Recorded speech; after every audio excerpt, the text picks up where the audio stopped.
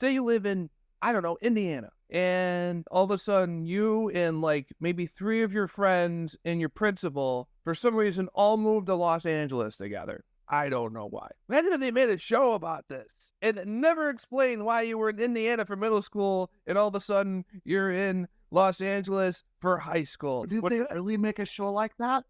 They really did. Whoa. You know what it's called? What? Good Morning, Miss Bliss. It was later changed to Saved by the Bell. When you wake up in the morning and the longest out of morning, I don't know what that second line is, and I never have. Like never make it on time. Dude, what is the second line? When you wake up in the morning, When you wake up in the morning and the longest out of morning. The sun is up, you're yawning? No. You're you live in California. The show is Went from Indiana to California. Okay, I'm gonna have to do a retrospective here. So here's a little bit of history. The show, Good Morning, Miss Bliss, was supposed to be about Miss Bliss, the teacher. It was originally on the Disney Channel. It lasted for 1 entire season, and then it got canceled. But the guy who made the show, Peter Ungle, went and said, hey, there is something here. You know, after looking at some of the reviews from some people, we realized they liked the students more than they liked the teachers, so Miss Bliss got fired. Goodbye, Miss Bliss. Goodbye, Miss Bliss. I don't know if she was fired. She probably, maybe it was something like she didn't renew her contract. I don't know. But they went and they changed the show. They took as many cast members as they could. They moved it from Indiana to Los Angeles, and they called it Saved by the Bell, put it on Saturday mornings on NBC, and people like me grew up with this unrealistic idea of what high school was going to be.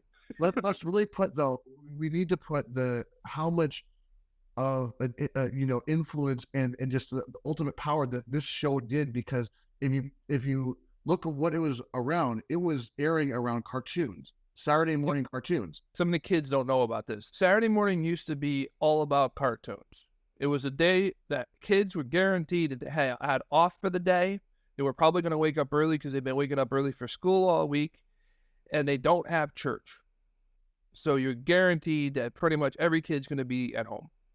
So they started showing cartoons. It became a big thing on Saturday mornings. And NBC had this wild idea of saying, hey, we got teenagers who might be doing this too. Let's show Good Morning, Miss Bliss season 2.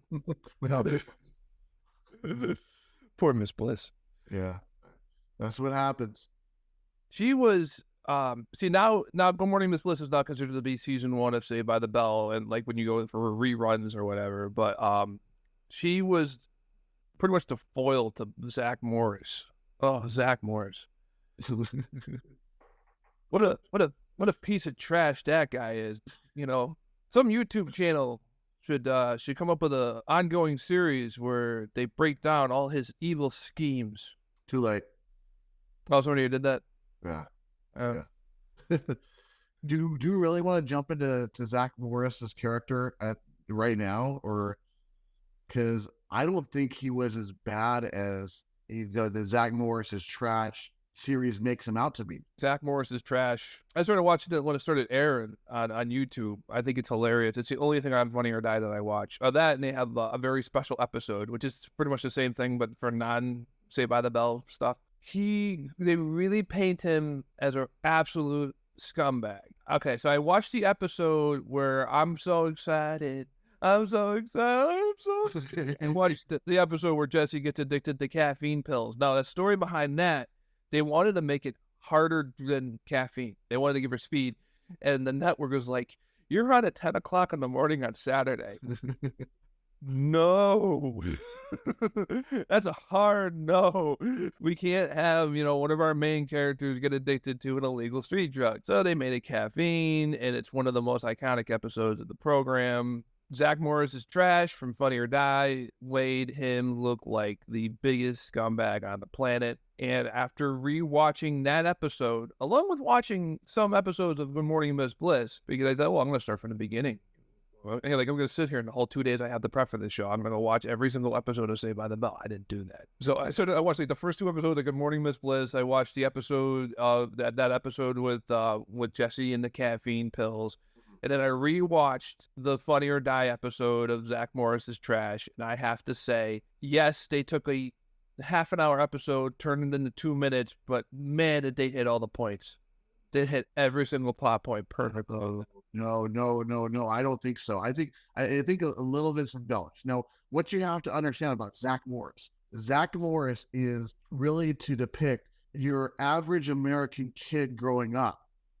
In each episode, it's him growing up because he has to be that little douchey Zach Morris character in the beginning, because at the end he's going to learn that lesson about how he was that douchey character and how he shouldn't be, and that's a whole growing up thing.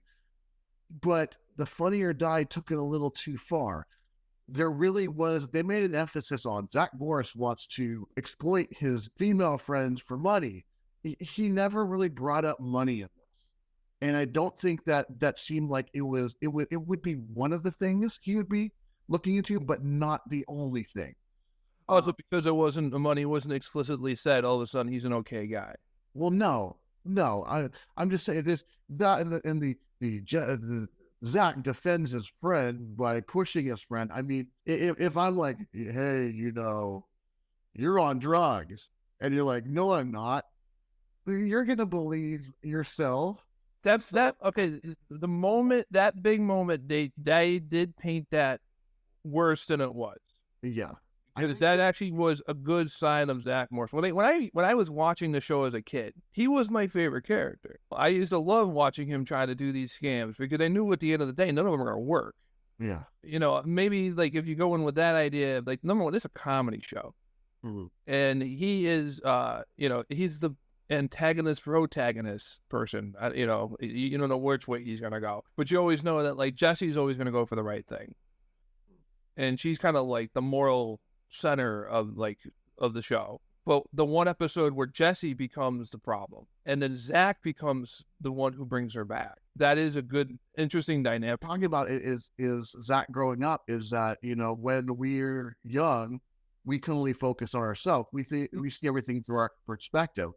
And that's what Zach is. Every single episode, he starts out, he can only see things through his perspective. But by the end, he's grown and he sees things, from every perspective. That's why they kind of lost something when they lost the Miss Bliss character. I mean, I think they tried to make up for it a little bit with Jessie because she's got a lot of she's being now the moral center where it used to be Miss Bliss, but Miss Bliss was a person of authority who could help Zach, and Zach looked up to her. Like in the very, very first episode, he's already lying. He comes in and he's like, "It's the first day of school. Hey Zach, what did you do this summer?"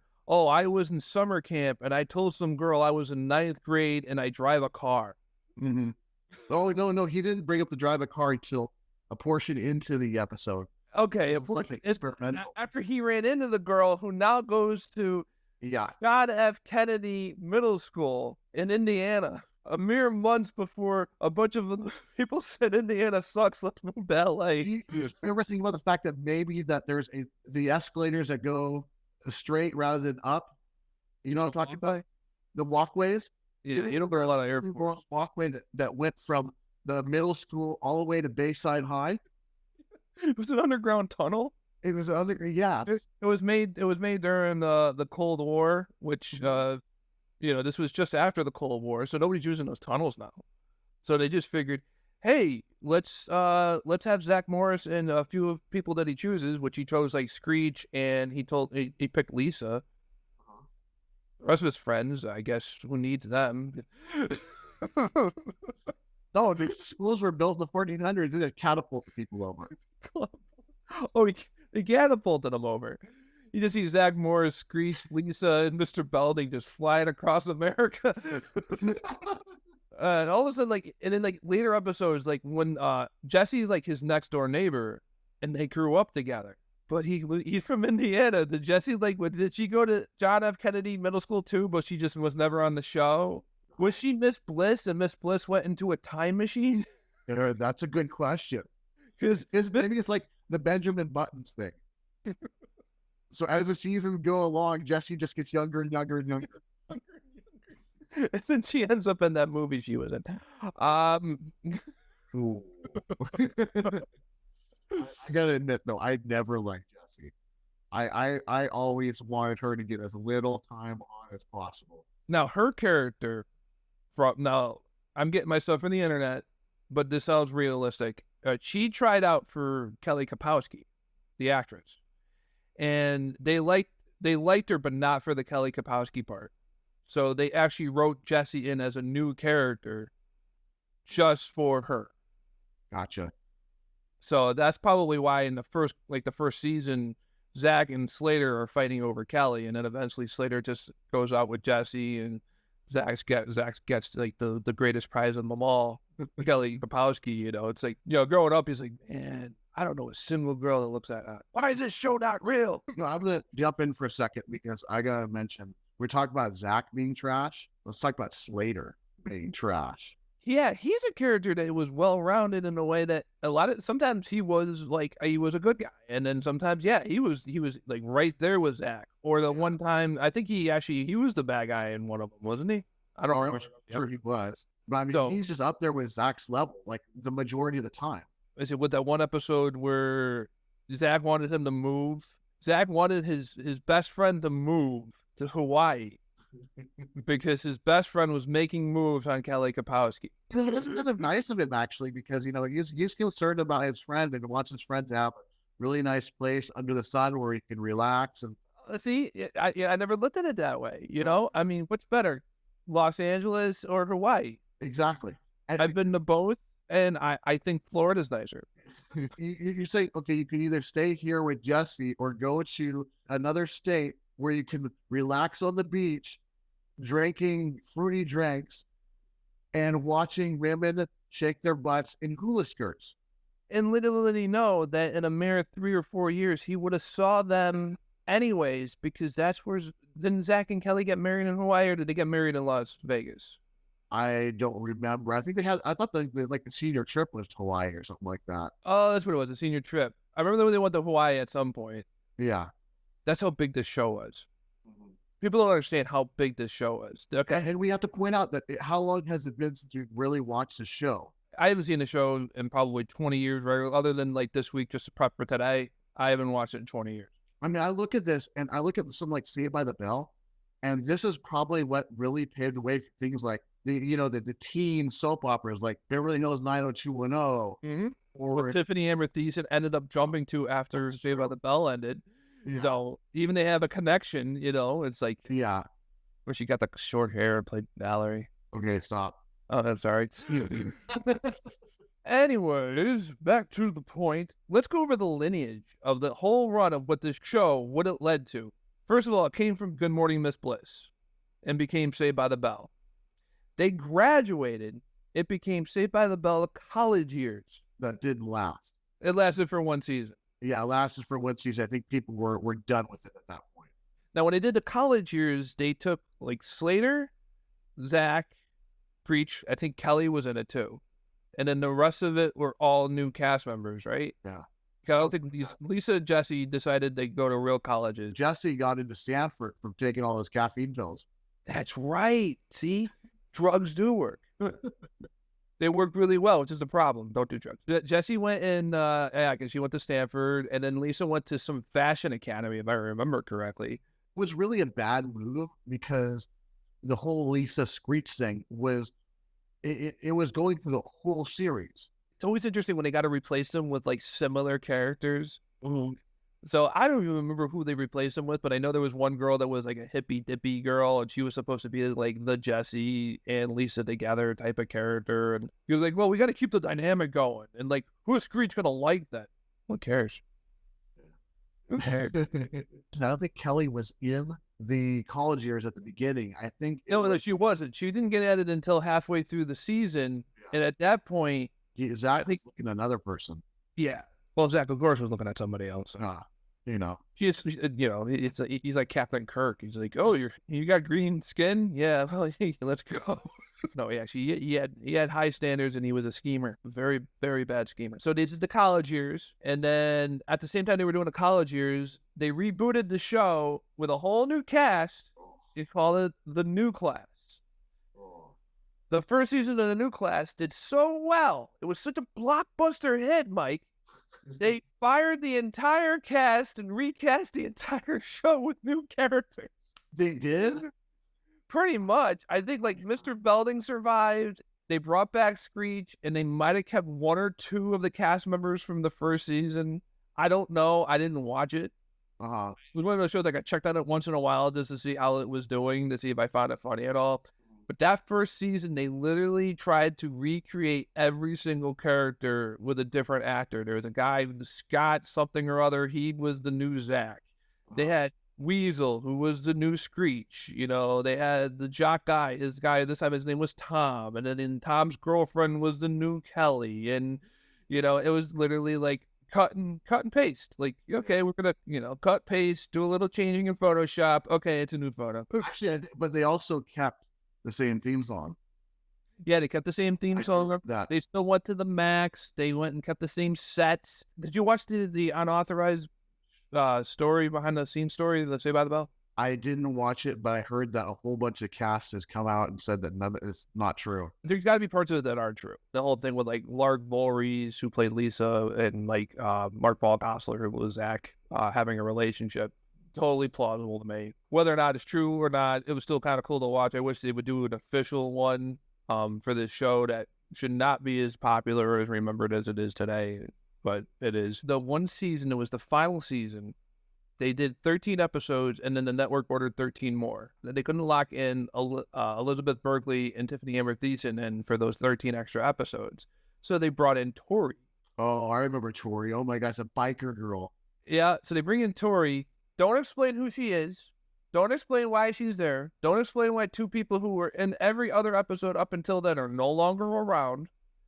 And they started alternating. 1 week it's a Tori episode, then it's a regular episode. Tori episode, regular episode. Tori episode, regular episode. Yeah, like I said, never explaining. Never explaining to anybody anything. Why this is the way it is. You know, they would go and say, oh, geez, it's too bad Jesse and Kelly are away at cheerleader camp. Too bad they had that horrible car accident. They can't be around this week, you know. They're dead this week. Next week's looking good for them. And have like Tori die in a horrible motorcycle accident just to explain why she's not around anymore. You know, nothing. She just evaporated in the thin air. It's like when they had the summer job and they had Leah Remini playing Zach's love interest, and she evaporated in the thin air once the summer ended, you know. Or according to Zach Morris's trash, killed herself. Yes, because anybody who shows up on that show and then never shows up again, they obviously killed themselves. That's because Zach Morris is that horrible of a person that you walk away, no matter how good you are, no matter how righteous you feel and how good of a person you are, you meet him and you just want to just right after you're done. You're just done. This is how bad humanity can get. I can't live in a world like this. So, continuing on, they did movies with these people. They did 2 movies. One they went to Vegas, and one they went to Hawaii. I think the Hawaii one happened first, right? I think They did 2 movies. They wrapped up the whole thing. They got married. And I think the second movie was like on TBS or something. Like NBC didn't even show it. TBS did. Because TBS was huge on Saved by the Bell. They showed that thing like 6 times a day. I remember I'd come home from school. I'd fall asleep in front of the TV watching Saved by the Bell. I'd wake up 2 hours later and Saved by the Bell's still on. You had a doctor's school? Because mine was always just Saturday mornings. Saturday mornings at 11 to 12. 2 episodes. TBS had the syndication rights. Oh, okay. And then they also showed it like on some other channel too, but TBS, like they do it like they still do it today, where they take a show and like they'll have like Friends on for 4 hours straight or something like that. You know, I would watch that every day after school. I would watch Saved by the Bell, and then they would mix in episodes of Good Morning Miss Bliss, and then they eventually started mixing in episodes of the college years. Interesting. Yeah, well, they had to do something with. I mean, the college years lasted for 1 season. That's not enough to syndicate it on its own. So you have to kind of wrap it in with something else. So basically, you're watching one episode of Zach Morris at 12, and the next episode of Zach Morris at 20. Yes. And then back to 14. 14 or, yeah, well, it was 14 or 12 or whatever. He was in middle school, 8th grade, 12. Yeah. So one minute he's 12, scamming 13-year-old girls into thinking he has a driver's license. And then in the next episode, he's 19, scamming girls into thinking he's old enough to drink. Exactly. He's always scamming girls into something, you know. It's like, yeah, and then he's gonna come out. They're gonna come out with a next one where he's in his 40s. He's like, I've got Social Security, woman. But yeah, it was a Mr. Belding. He stayed with the new class until that ended after I think they did 8 seasons of the new class. Are you serious? How many seasons? I don't Jeez. remember. It was on for a long time. They must have just every year just got a new class in just to keep the name. I guess so. Like, we made it to the end of the season. We got extended. We got one more. We got a new season coming up. NBC gave us a new season. They're all clapping. Yay! Okay, so when I say your name, step forward. And if I say your name, you are continuing on to the next season. Mr. Belding, Screech. That is all. That's Saved by the Bell. Is there more that we got to talk about on this? I don't even think there is any more that really needs to be discussed about Saved by the Bell.